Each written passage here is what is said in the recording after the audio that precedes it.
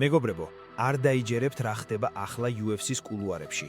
ისეთი პირი უჩანს, რომ ჩვენი ჩემპიონის ილია თოფურიას ჩაძირვას ცდილობენ და ამას ყველაზე ბინძური მეთოდებით აკეთებენ. უყურეთ ამ ვიდეოს ბოლომდე, რადგან ფინალში გაგიმხელთ იმ ინფორმაციას, რომელზეც ქართული და ესპანური მედია რატომღაც დუმს.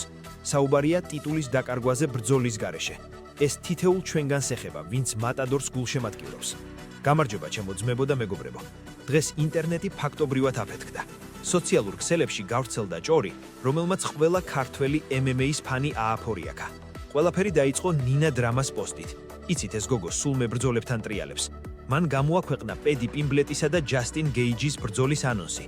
მაგრამ იცით რა ეძერა იქ? ეს ბრძოლა მითითებული იყო არა როგორც პრეტენდენტების და არა როგორც დროებითი ქამრისთვის. მათ ეს ჩხუბი UFC-ს ოფიციალური, რეგულარული ჩემპიონის ტიტულისთვის მონიშნეს. ხვდებით ეს რას ნიშნავს? ეს ნიშნავს, რომ ილია თოფურია, ჩვენი ჩემპიონი, ჩვენი ლომი, თითქოს უკვე აღარაფერ შუაშია. მაშინვე დაიწყო ლაპარაკი. ნუ თუ UFC-მ იცის ისეთი რამ, რაც ჩვენ არ ვიცით. იქნებ მათ აქვთ ინსაიდერული ინფორმაცია და ამიტომ გაკეთდა ასეთი მინიშნება. ბევრი იტყვის, რომ ეს უბრალოდ დიზაინერის შეცდომაა, მაგრამ ამ ბიზნესში ასეთი შეცდომები შემთხვევით არ ხდება. პირადად მე ვფიქრობ, რომ ეს ჭორი ჯერ კიდევ ჰაერშია გამოკიდებული, თუმცა კვამლი ცეცხლის გარეშე არ არსებობს. იანვარი ახლოსაა და ყველაფერს დავინახავთ, მაგრამ ის რაც ილიამ ცოტა ხნის წინ გამოაქვეყნა, ადასტურებს ერთ რამეს. ორგანიზაციამ მისი მდგომარეობის შესახებ დიდი ხანია იცობა. მოდით გულახდილები ვიყოთ. ილია იანვრის ტურნირს უმიზეზოდ არტოვებს. მას არ უთქვამს დანა ვაიტისთვის.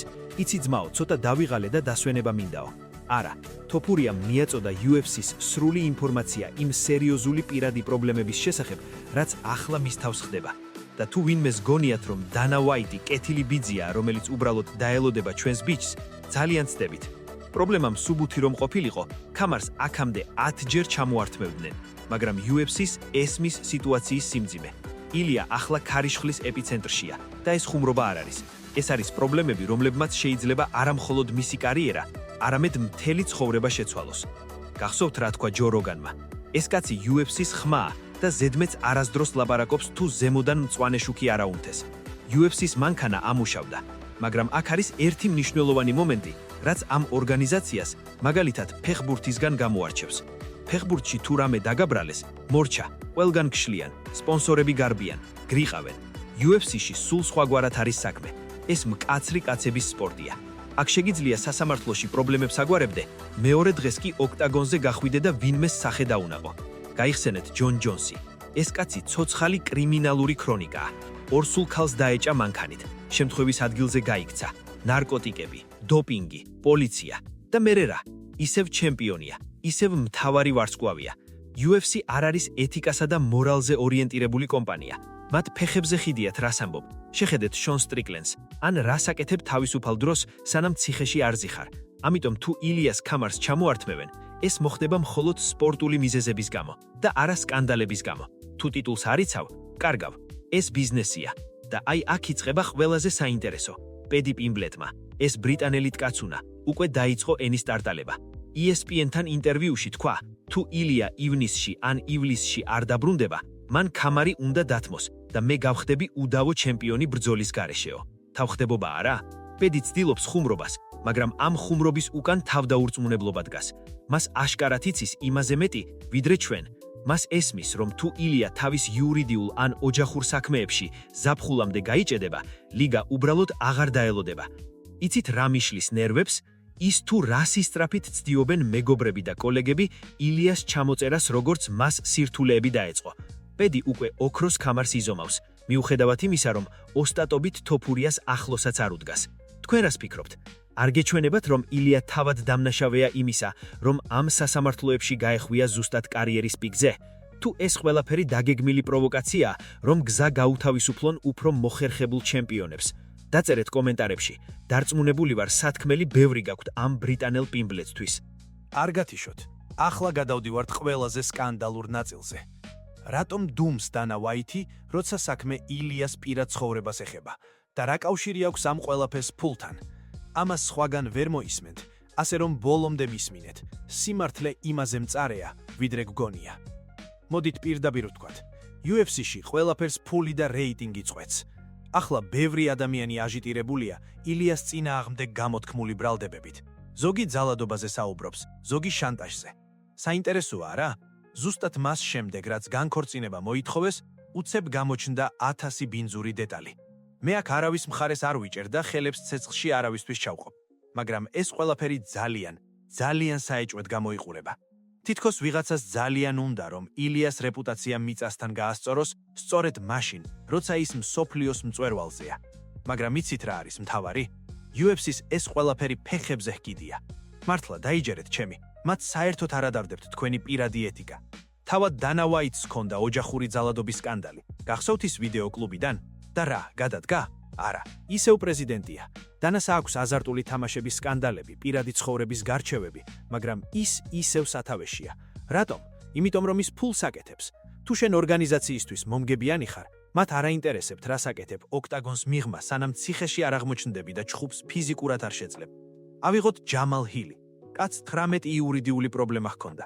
საკუთარ ძმასაც კი ეჩხუბა ფიზიკურად და პოლიციამ დააკავა. ვინმემ ქამარი ჩამოართვა ამის გამო? არასდროს. UFC არ არის კომპანია, რომელიც მორალს გიკითხავს. ისინი გეუბნებიან, მოაგვარე შენი პრობლემები და გამოდი იჩხუბე. თუ კიდე პრობლემების პარალელურადაც იჩხუბე. ამიტომ ყველა ეს ჭორი, თითქოს ილიას სკანდალის გამო სჯიან, არის სრული აბსურდი. თუ მას ქამარს წაართმევენ, ეს იქნება მხოლოდ იმიტომ, რომ ის ვერ ახერხებს ტიტულის დაცვას და ორგანიზაცია ამის გამო ფულს კარგავს. ჩემპიონი, რომელიც არ ჩხუბობს, ბიზნესისთვის მკვდარი წონაა. ესპანეთში მართლმსაჯულება ძალიან რთული და ნელი პროცესია. ჩვენ არ ვიცით, რა მტკიცებულებები არსებობს სინამდვილეში. ამბობენ, რომ უამრავი ფაქტია, მაგრამ სანამ სასამართლო არ იტყვის თავის სიტყვას, ყველაფერი მხოლოდ სპეკულაციაა. ილია თავად ამბობს, რომ სიმართლე მის მხარესაა და მას ბევრი მტკიცებულება აქვს. ჩვენ კი ის გადაგვჩენია დაველოდოთ, თუმცა ერთი რამ ცხადია, ეს პაუზა, რომელსაც UFC ახლა აკეთებს, თითქმის თვენახევარი UFC-ს გარეშე, ზუსტად ის პერიოდია, როცა ასეთი ჭორები ყველაზე მეტად იკრიბება. ხალხს სანახაობას წყურის და რადგან ჩხუბები არ არის, დრამებს იგონებენ. პირადად მე მჯერა, რომ ილია ამ ყველაფრიდან უფრო ძლიერი გამოვა. ჩემი აზრით UFC-მ უნდა დააწესოს წესი, რომ ყველმა ჩემპიონმა წელიწადში მინიმუმ 2-ჯერ უნდა დაიცვას ქამარი. თუ არ ჩხუბობ, რეიტინგიდან უნდა გაგიშვან, ვინც არ უნდა იყო. ეს იქნებოდა სამართლიანი პროგრესი. ისევე როგორც მსაჯუბაში ვხედავთ წინსვლას. გახსენით ბუჩეჩას ბოლო ჩხუბი, სადაც თვალში თითის ჩაყოფისთვის მაშინვე კულა დააკლეს. ასეთივე მკაცრი წესებია საჭირო ტიტულის დაცვაზეც. აი აქ ჩნდება მთავარი კითხვა. თქვენი აზრით, დანა ვაიტი მართლა იცავს ილიას, რადგან მისი სჯერა, თუ უბრალოდ დროს წელავს, რომ მაქსიმალური მოგება ნახოს ამ სკანდალიდან. და კიდევ ერთი, რამდენად იმოქმედებს ეს ფსიქოლოგიური წნეხი ილიას ბრძოლის სტილზე, როცა ის ოქტაგონზე დაბრუნდება. ხომ არ გახდება ეს მისი დაწემის დასაწყისი? დაწერეთ, რას ფიქრობთ? არ მოგერიდოთ. ვიცი, რომ ბევრი თქვენგანი ფიქრობს, რომ ილია ზედმეტად გათამამდა. ველოდები თქვენს ცხელ კომენტარებს. არ გადართოთ. ახლა მივუახლოვდით მთავარს. როდის ვიხილავთ ილიას რეალურად ოქტაგონზე და რა დაუმალეს გულშემატკივრებს მის ჯანმრთელობასთან დაკავშირებით?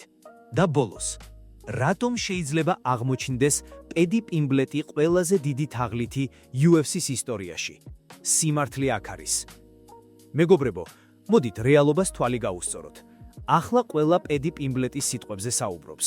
ამ ბიჭმა პირდაპირ თქვა, თუ ილია ივნისამდე არ დაბრუნდა, მე უბრძოლველად გავხდები ჩემპიონიო.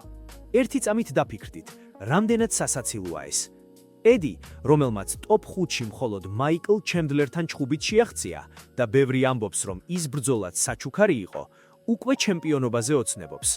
ის თავის ინტერვიუებში ისე ლაპარაკობს, თითქოს ჯასტინ გეიჯი უკვე დაამარცხა. აი ეს არის ზედმეტი თავდაჯერებულობა, რომელიც ხშირად ფატალურად სრულდება ხოლმე. თუმცა, საინტერესოა ილიას პოზიციაც. მან ცოტა ხნის წინ გააკეთა განცხადება, სადაც თქვა, რომ პედი გაგებით მოეკიდა მის ოჯახურ პრობლემებს. წარმოგიდგენიათ, პედი პიმბლეტი გაგებით მოეკიდა. რა თქმა უნდა, პედი სულელი არ არის. მას არ უნდა, რომ ილიას გულშემატკივრების სიძულვილი დაიმსახუროს. ამიტომ თამაშობს ეთილშობილი მეტოქის როლს. მაგრამ ყველამ ვიცით, როგორც კი შანსი მიეცემა, ის იმ წამსვე ჩაავლებს ხელს ქამარს და ილიას სახელს საერთოდ არ ახსენებს. ეს არის ბიზნესი. აქ მეგობრობა არ არსებობს. ჩემი ინფორმაციით, ილია თოფურია ბევრად უფრო ადრე დაბრუნდება, ვიდრე ამას პედი ან სხვა კრიტიკოსები ვარაუდობენ. ილია არ არის ის კაცი, რომელიც დიდხანს გაჩერდება ჩრდილში. მას სისხლში აქვს ბრძოლა და ის ტიტული, რომელიც მან ასეთი შრომით მოიპოვა, მისთვის ყველაფერია. დიახ, პირადი პრობლემები მძიმეა. დიახ, სასამართლოები ენერგიას გართმევს, მაგრამ როცა ოქტაგონის კარი იკეტება, იქ მხოლოდ შენ და შენი მოწინააღმდეგე ხართ. ილიამ ეს ყველაზე უკეთ იცის. ბევრს აინტერესებს, დათმობს თუ არა UFC ილიას. ჩემი პასუხია: არა. ილია თოფურია არის გასაღები ევროპული ბაზრისთვის, განსაკუთრებით ესპანეთისა და საქართველოსთვის. დანა ვაიტი არ არის ისეთი სულელი, რომ ოქროს კვერცხის ნდებადი ქათამი დაკლას რაღაც ჭორების გამო. სანამ ილია რეიტინგულია და სანამ ხალხი მის სახელს ყვირის, ის იქნება ჩემპიონი. და თუ იანვარში მას ვერ ვნახავთ, ეს მხოლოდ იმიტომ, რომ UFC-ს უნდა მისი დაბრუნება კიდევ უფრო გრანდიოზული და სკანდალური გახადოს. და ბოლოს, მინდა გითხრათ, ნუ დაუჯერებთ ყველა ჭორს, რასაც ინტერნეტში წაიკითხავთ. UFC-ს მანქანა მუშაობს, PR ტექნოლოგები მუშაობენ და ხშირად ეს გაჯონილი ინფორმაციები სპეციალურად ვრცელდება, რომ ინტერესი არ ჩახდეთ. ჩვენი საქმეა დავუდგეთ ჩვენს ბიჭს გვერდზე მაშინაც, როცა მთელი სამყარო მის წინააღმდეგაა. იმიტომ რომ როცა ის ისევ ააფრიალებს დროშას ოქტაგონზე, ყველა ეს კრიტიკოსი ისევ მის ქებაზე გადავა. მოდით ახლა გულახდილად ვთქვათ, ხომ არ გგონიათ, რომ ილიამ მთელი ეს ოჯახური დრამა მხოლოდ იმიტომ მოიგონა, რომ ბრძოლას თავი აარიდოს და ქამარი უფრო დიდხანს შენაჩურდეს? იქნედ მას უბრალოდ შეეშინდა, რომ ამ ფორმაში ვერ გაქაჩავდა? მე ვიცი, რომ ბევრი თქვენგანი ასე ფიქრობთ, მაგრამ გეშინიათ ამის ხმამაღლა თქვა. პირდაპირ დაწერეთ, გჯერათ ილიას თუ ფიქრობთ, რომ მან ქართველი ფანები დააღალატა. ველოდებით თქვენს ყველაზე მწარე კომენტარებს ქვემოთ.